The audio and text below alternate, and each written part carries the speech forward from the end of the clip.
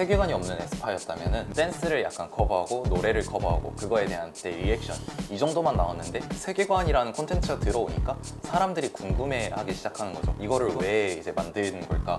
여기 뮤직비디오에 있는 사소한 오브젝트 하나라도 이제 계속 보니까 더 돌려보게 되는 거예요. 메타버스를 만드는 데 있어서 좀 중요한 게 아바타와 그 아바타들이 놀 만한 플랫폼인 것 같은데, 혹시 이런 아바타랑 플랫폼이 어떤 모습인 게 유리한지 그런 것도 설명해 주실 수가 있으실까요? 제가 예전에는 막 무조건 예뻐야 된다라고 얘기를 주장을 되게 많이 했었는데 사실 지금 그 로블록스나 이제 마인크래프트 같은 서비스들을 보면 또 그렇게 예쁘지만은 않잖아요. 네. 어떻게 보면 그 가상 공간이랑 아바타랑 상호작용한다고 했을 때 둘이 약간 좀 조화를 이루어야 된다고 생각하는 게 제 큰 핵심인 것 같고요. 그리고 그 두 번째로 좀 봤을 때 그 결에 맞는 서비스들이 되게 중요한 것 같아요. 예를 들어 나를 약간 대체해서 더 예쁘게 꾸미고 포장할 수 있는 서비스면은 제페토 같은 결이 더 맞는 것 같고, 근데 이제 아바타가 서브고 그 공간을 누리거나 체험하는 게 메인이라면 오히려 그냥 로블록스처럼 그 개성을 어떻게든 최대한 다양하게 표현해낼 수 있는 그런 서비스들이 더 약간 포커스 되어야 되지 않을까. 그리고 또 이제 기업 친화적으로는 그 에픽게임즈에서 만든 포트나이트 같은 캐릭터들이, 왜냐면 이제 에픽게임즈에서는 아바타를 아직은 커스터마이징을 할 수 없거든요. 그냥 의상을 계속 교체할 수 있는 정도지. 아, 소위 스킨을 사서 입히는. 네네, 스킨을 사서 입히는 구조인데 아. 그런 부분에 있어서는 어떻게 보면은 그 기업한테는 굉장히 좋은 거죠. 왜냐면 유저들이 아바타를 훼손하지 않은 채 그 기업 IP에서 따온 의상들을 계속 입고 그걸 기반으로 꾸미는 거다 보니까 이거를 이제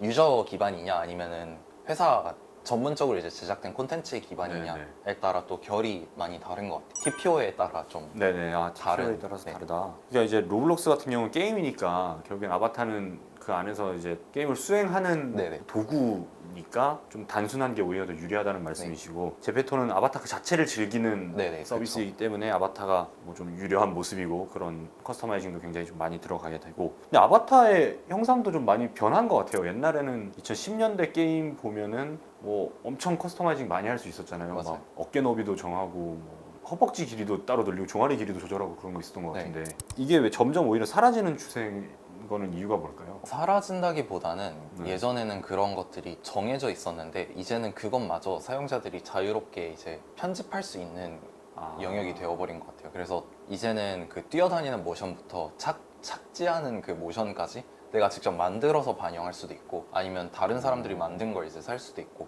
로블록스가 사실 대표적이거든요. 네. 그래서 어깨부터 그 약간 머리, 어깨, 무릎, 발 다 수정할 수 있다 보니까 그게 실제 사람처럼 수정할 수도 있고 아니면 그냥 레고 블록처럼 저희가 이제 흔히 알고 있는 로블록스의 모습처럼 수정이 가능한데 이런 것들이 오히려 좀 더 직관화가 된 것 같아요. 근데 이게 플랫폼도 아까 말씀하신 게 아바타도 결국엔 결에 따라서 달라진다고 하셨는데, 그럼 이 결이라는 거는 한 사람이 이용을 할 때 모두 달라지는 거야? 아니면은 이 플랫폼의 결에 따라서 누구는 이것만 쓰고 누구는 이것만 쓰고 이런 식으로 좀 나눠지는 건가요? 약간 지금은 좀 이것도 사람의 성향에 따라 좀 다른 것 같은데 하나의 아이덴티티가 형성이 된 사람들, 그러니까 박상욱이라는 캐릭터가 약간 만들어지고 그 캐릭터가 다양한 메타버스에서 유명해지면은 그냥 아예 공통된 형태로 이제 확산이 되는 것 같아요. 그래서 로블록스에서도 박상욱으로 활동하고 네. 제페토에서도 이제 박상욱으로 활동하고 뭐 포트나이트에서도 이제 박상욱이라는 아이디로 활동하고 그렇게 이제 활용이 되고 있는 것 같은데, 소위 네임드화되는. 네네. 네. 만약에 네임드면은 이제 그렇게 서브로 만들어서 활동을 하는 것 같고, 그게 만약에 아니고 각자 이제 대체 자아가 있다 하면은 그 게임 서비스에 맞는, 제페토 같은 경우에는 여성향 서비스, 그러니까 여성향이라기보다는 여성 유저들이 많다 보니까 아예 남성 캐릭터를 여성분께서 선택할 수도 있고 남성분이 여성 캐릭터를 선택할 수도 크로스로도 있고, 가능하다. 네. 네. 그런 형태로 많이 활용을 하고 있는 것 같고요. 포트나이트 같은 경우에는 그냥 내가 좋아하는 마블 캐릭터 이런 형태로 꾸밀 수도 있고 아니면은 뭐 아리아나 그란데나 그 내 팬덤을 약간 좀 보여줄 수 있는 그런 형태로도 이제 많이 꾸며지는 것 같아요. 그래서 이거는 막 뚜렷하게 나뉘어졌다기보다는 약간 어떻게 이제 활용을 하고 있느냐에 따라 좀 다를 것 같아요. 그래서 만약에 내가 이미 유튜브 크리에이터고 좀 유명하다 하면은 다 이제 같은 아이덴티티로 네네. 활동을 하고 있는 것 같고,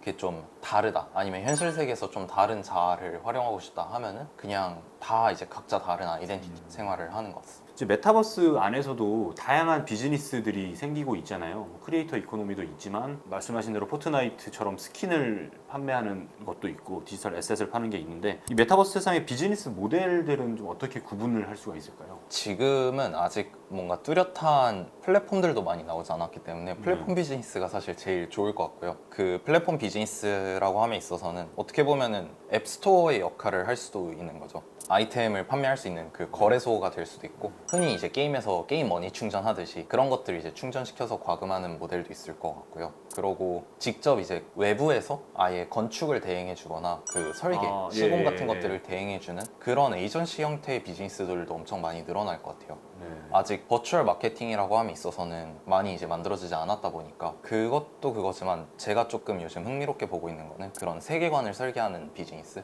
스토리텔링을 해가지고 이 캐릭터가 제페토나 로블록스 상에서 탄생했을 때 어떤 그 스토리와 배경이 있는지, 그런 페르소나 중심의 기획력 역시 최근에 엄청 크게 대두되고 있는 주제인 것 같습니다.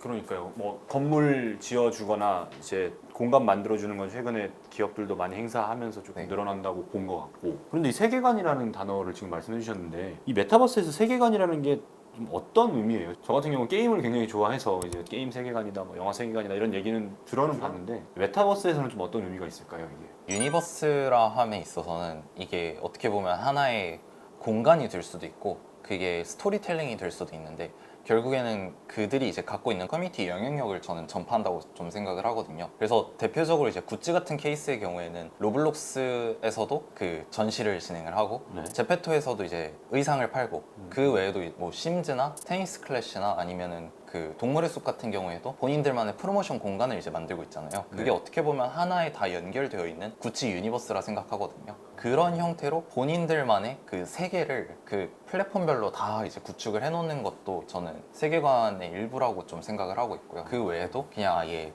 스토리를 만들어가지고 그걸 네. 이제 고객들한테 스토리텔링 형태로 푸는 것 역시 세계관의 일부가 되지 않을까 싶습니다. 그러니까 저희가 세계관 얘기를 들으면 보통은 말씀하신 대로 스토리텔링 얘기를 네네. 많이 하잖아요. 그런데 구찌가 여러 플랫폼에 만드는 것처럼 다양한 세계를 여기저기 구축하는 것도 네네. 일종의 세계관이 될 수 있다라는 네, 그쵸. 말씀이신 거죠. 그리고 아까 말씀 주실 때 그 세계관도 일종의 비즈니스가 될 수 있다. 네. 캐릭터를 어딘가에 생성했을 때 그 캐릭터에 뭔가 뭐 당위성을 부여하거나 스토리를 부여하는 것도 비즈니스다. 근데 그거는 어떤 거예요? 좀 다른 건가요? 뭐 1대1로 이렇게 캐릭터의 세계관을 만들어주는 비즈니스인가요? 대표적으로 제가 약간 활용하고 있는 케이스가 그 빙그레와 이제 네. 그 광고 회사가 이제 같이 기획했던 빙그레오스라는 그 맞아요. 아이덴티티 네. 캐릭터거든요. 그런 캐릭터들이 사실 브랜드를 약간 포용하면서 동시에 이제 제품을 홍보할 수 있는 캐릭터가 이제 만들어지게 된 거잖아요. 그러다 보니까 이제 사용자들은 그런 이제 반응들에 엄청 열광을 하고 실제로 그거와 흡사한 캐릭터들이 계속 생기고 있어요.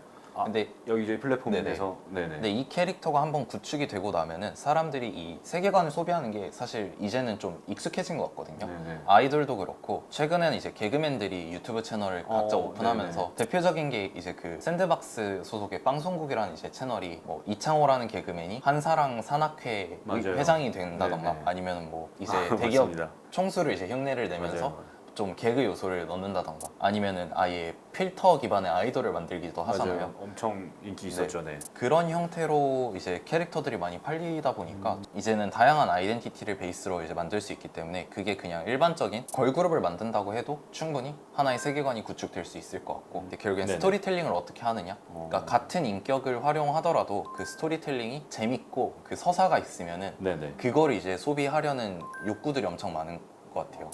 그래서 이런 세계관을 만들어주는 것도 일종의 비즈니스가 이제 될 수 있다. 왜냐면 세계관이 굉장히 중요해지기 때문에 그걸 만들어주는 것도 비즈니스가 될 수 있다라는 설명이시고, 그리고 엔터테인먼트 산업에도 세계관 얘기가 굉장히 많이 나오잖아요. 네. 뭐 걸그룹 아까 말씀하신 에스파도 있고 네. 시작이 거의 엑소가 시작인 그쵸. 것 같고, 그다음에 뭐 BTS도 세계관을 굉장히 확장을 해나가고 있는데, 근데 이게 어떤 의미가 있는 거예요? 왜 필요한 거예요? 엔터테인먼트 산업에서의 세계관이라는 게? 이거는 이제 최근 콘텐츠 흐름을 조금 보면은 네. 알 수 있는데요. 유튜브가 엄청 규모가 커지면서 이제 하나의 콘텐츠가 생산이 되면은 그 콘텐츠를 파생해서 소비하는 세대들이 엄청 늘어났어요. 그래서 예를 들어 에스파의 새로운 뮤직비디오가 등장하면은 그 뮤직비디오 리액션부터 네네. 그 에스파 세계관 해설 용어 정리, 그러고 그거에 대한 본인들의 의견 그러고 그걸 이제 커버하는 영상이나 근데 네. 예전에는 이게 세계관이 없었을 때까지만 했어도 그냥 단순히 세계관이 없는 에스파였다면은 댄스를 약간 커버하고 노래를 커버하고 그거에 대한 때 리액션 이 정도만 나왔는데 이제는 그 세계관이라는 콘텐츠가 들어오니까 사람들이 궁금해하기 시작하는 거죠. 이거를 왜 이제 만드는 걸까? 여기에 뮤직비디오에 있는 사소한 오브젝트 하나라도 이제 계속 보니까 더 돌려보게 되는 거예요. 그렇게 해서 이제 1차적으로 생산된 콘텐츠가 또 유튜브에 돌면서 사람들이 소비를 하는데 이게 자연스럽게 숏폼으로 이동을 하면서 네네. 그 숏폼에서도 또 다시 한번 소비가 되는 거죠. 아 짧게 네. 이렇게 만들어서 또 소비를 그러고 하고. 나도 이 챌린지에 참여할 거야 하고 그 챌린지에 참여하면은 그 챌린지에 참여했던 거에 대한 리액션 콘텐츠가 나오고 그런 콘텐츠들이 유행을 하는데 이 사이클이 굉장히 긴 거예요. 어떻게 보면. 아, 그 꼬리에 꼬리를 무는 컨텐츠의 사이클이 세계관 하나가 추가됨으로써 굉장히 길어지는 거네요. 그렇죠. 그러고 그거에 따라 다음 콘텐츠를 약간 추측을 하는데 이거는 사실 콘텐츠를 제작하는 입장에서도 너무나도 좋은 게 어차피 사람들이 이렇게 원하는 결론들이 있으면은 그거를 어떻게 보면 레퍼런스로 참고할 수도 있고 그리고 우리는 여기까지 생각을 못 했는데 이만큼을 또 생각을 하네. 소위 말하는 뇌피셜까지도 네네. 수용을 해서 좀 반영할 수도 있는 거네요. 그쵸. 네. 그럴 수도 있는 거죠. 저는 이렇게 해서 최근에 넷플릭스 오리지널 시리즈들이 엄청 잘 됐다고 보고 있거든요. 오징어 게임 같은 경우에도 뭐 속편 제작할 계획 없다 하는데 지금 벌써 속편에 약간 1번 참가자는 누구며 그런 거에 그러니까 대한 게임은 뭐 네. 할 거다, 뭐 공기놀이 할 거다, 네네, 뭐다 다 그쵸. 나왔잖아요. 네. 그런 얘기들이 다 오고 가다 보니까 어떻게 보면 이제 하나의 서사가 계속 완성이 되는 거죠. 흡사한 사례로 이거는 그냥 대중 미디어 같은 경우에도 최근에 스트리트 우먼 파이터 엄청 큰 네네네. 화제가 되었었잖아요. 그때도 각 멤버들 그러니까 그 크루별로 이제 불화가 있다던가 아니면은 같이 약간 불협화음이 있었을 때 네. 그거에 대한 엔딩이 사실 깔끔했잖아요. 다들 이제 갑자기 수고했다 끌어안으면서 네. 또 눈물바다 되고 그런 거에 대한 서사를 또 풀어주는 콘텐츠들이 많아지고 해설해주는. 네. 아. 그리고 여태까지는 저희가 백댄서에 대한 그 인식을 잘 못하고 있었는데 이제는 이제 엠넷이나 SBS에서도 맞아요. 다 조명을 해주다 보니까 직캠이라 그러죠. 그 그쵸. 직접 한 명씩 포커스해서 찍는 맞아요. 것도 백댄서 분들도 막 찍어주더라고요, 네. 요즘은. 그러다 보니까 자연스럽게 콘텐츠들이 저희가 보지 못했던 부분들도 하나의 서사가 완성되면은 그때부터 또 다시 새로운 수요가 생기는 거죠. 대단하네요. 저 이제 고등학교 때는 소녀시대가 막 데뷔를 했었는데 그때는 그냥 뮤직비디오 보는 게 맞아요. 끝이었거든요. 사실 보고 뭐 교실 뒤에서 춤 연습하고 뭐 이제 그런 게 다였는데 요즘은 그런 식으로 끊임없이 컨텐츠가 네. 만들어지고 그 다음 컨텐츠가 나올 때까지 이어지는 거네요. 막 그쵸. 예측 뭐 언제 나온다부터 시작을 해서 뭐가 맞아요. 나올 거다까지. 그리고 실제 캐릭터들을 클립해서 클립 영상으로 뭐 계속 소비를 한다던가 네네.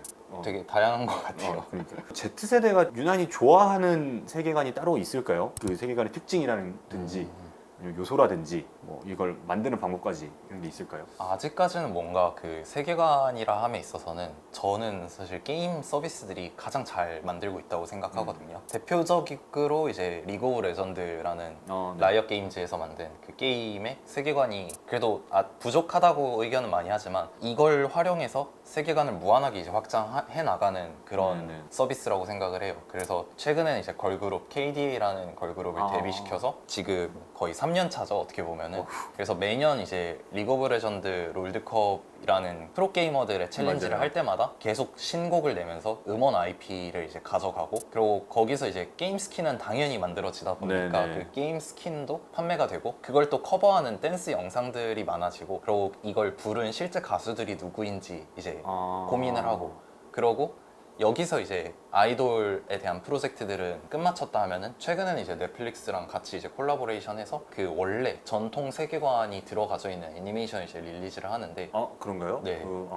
그래서 아케인이라는 이제 넷플릭스 오리지널 시리즈가 나오게 되는데 이런 것도 어떻게 보면은 사람들이 그 콘텐츠를 보고 그 게임을 다시 시작을 할 수도 있는 거고 그렇죠. 그냥 네. 그 세계관만 소비할 수 있다 보니까 저는 이게 사실 오디언스가 굉장히 많아졌다고 생각을 해요. 예전에 콘텐츠 흐름 방식은 음악을 그러니까 노래를 잘 부르는 사람 아니면 비주얼적으로 뛰어난 사람 아니면 뭐 춤을 잘 추는 네. 사람 어떻게 보면 다 대체로 예체능 계열이었잖아요. 근데 이제는 일반 회사원들도 좀 분석 같은 거를 잘하면은 SM증권이 SM 엔터테인먼트의 주가가 에스파의 이런 세계관 때문에 더 잘 될 거다. 대표적으로 그 BTS 상장했을 때도 그 네. BTS의 세계관을 해설을 했던 이 증권 리포트들도 되게 많아졌잖아요. 맞아요. 이게 잘 나갈 수밖에 없는 이유를 설명할 때. 그래서 저는 이런 식으로 다양한 직업군에 다양한 사람들이 또 다양한 콘텐츠를 만들 수 있는 게 지금 현 시대가 되어서 세계관이 들어오면서 더 다채로워졌다라고 생각이 드는 것 같아요. 소위 좋은 세계관이다 이런 것까지는 뭐 정의를 내리기는 조금 어려운 상황인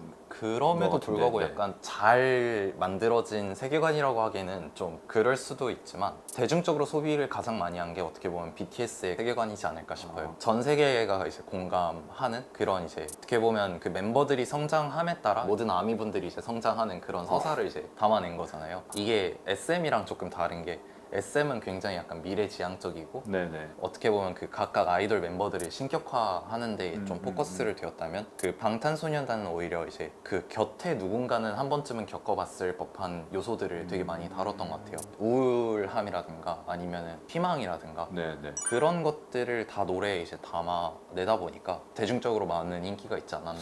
그리고 소위 말하는 공감적인 요소들이 네네. 많았다는 건데 그게 뭐 Z세대가 좋아하는 세계관의 특징이라고 할 수도 있을까요? 그런 이게 공감이? 사실 이게 왜 그런지는 모르겠는데 Z세대가 정신질환을 가장 많이 겪는 세대라고 해요. 그래서 이걸 기반으로 우울증을 약간 해소해 줄 수 있는, 그러니까 디지털 웰니스가 필요한 것도 뭐 온라인 공간이 점점 더 커지다 보니까 원색적인 비난들도 많이 듣고 익명의 누군가한테 상처를 받는 케이스들도 굉장히 많아지다 보니까 이걸 이제 또 반대로 치유해 줄 수 있는, 치유할 만한 요소들이 필요한데 그게 이제 세계관 안에 자연스럽게 편입되는 경우도 있고, 그런 것들이 사실 글로벌하게 잘, 저는 이제 방탄소년단의 세계관도 그런 것들에 대한 얘기를 한다고 생각을 하는데 여태까지 좀 이례적이었거든요. 그 기존 음악에서도. 네네. 그래서 그런 부분들에 있어서는 굉장히 높게 살만한 요소이지 않을까 싶습니다. 그러니까 뭐 BTS 같은 경우에는 이런 공감이라는 정서를 좀 잘 활용했다는 걸 볼 수가 있는 거고, 리그 오브 레전드는 이 세계관을 활용해서 얼마나 확장할 수 있는지를 좀 많이 보여준 거네요. 음원, 공연, 네네. 가수, 스킨까지 네, 이렇게 그쵸. 판매하고 그럼으로써 전혀 모르던 사람들도 그냥 세계관만 즐길 수도 있는 거잖아요. 네네, 사실. 그쵸. 그러니까 저도 그거에 공감이 되는 게 그 월드 오브 워크래프트 시리즈 영화가 개봉을 했을 때 네네. 게임을 전혀 안 하는 사람들도 그냥 영화는 보러 가더라고요. 네. 그냥 그 자체로 괜찮다는 반응들이 좀 있었는데 맞아요. 이제 그거와 비슷한 것 같습니다.